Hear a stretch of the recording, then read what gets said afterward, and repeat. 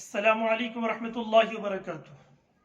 दोस्तों, मैं आपके साथ हूं मोहम्मद जुबैर कासमी और आप देख रहे हैं पॉलिटिकल थॉट।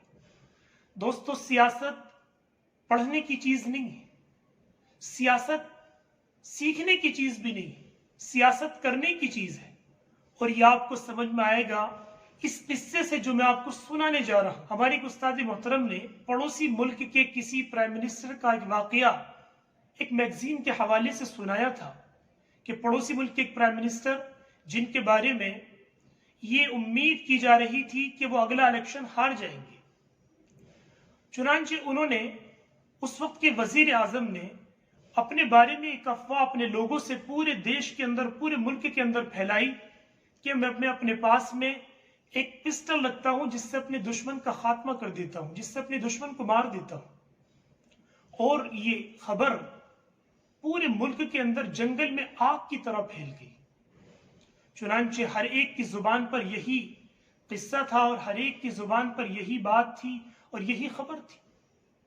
जब पूरे देश के अंदर इस तरह की खबर फैल गई तो ओबई प्लानिंग प्राइम मिनिस्टर के मशवरे से एक बड़े शहर के अंदर एक बड़ा इजलास बुलाया गया और उसके अंदर प्राइम मिनिस्टर की स्पीच होनी थी। चुनांचे जब प्राइम मिनिस्टर स्पीच के लिए गए तो वहां पर जो ऑडियंस मौजूद थी उनमें से कुछ लोगों ने ये आपस में यह तय किया कि जब प्राइम मिनिस्टर आएंगे तो हम उनकी तलाशी लेंगे, और जब उनके सामने उनकी तलाशी ली जाएगी और उनके गले के अंदर जब पिस्टल लटका हुआ नजर आएगा तो उनको शर्मिंदगी होगी और ये सारा का सारा भांडा फूट जाएगा।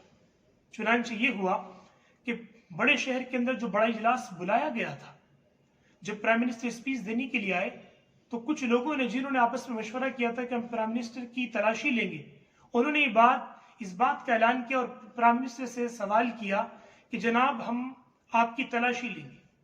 चुनांचे उनकी तलाशी ली गई और जब उनकी तलाशी ली जा रही थी तो वो ज़ारो कतार रोने लगे और कहने लगे तुम मुझ पर शक करते हो, मैं इस तरह की कोई बात नहीं है, ये सरासर बेबुनियाद खबर है। जब इस तरह की बात उनके सामने की गई तो प्राइम मिनिस्टर ज़ारो कतार रोने लगे और जब उनकी तलाशी ली गई और उनका कुर्ता खोला गया और उनका गिरेबान खोला गया तो उनके गले के अंदर कुरान करीम लटका हुआ था।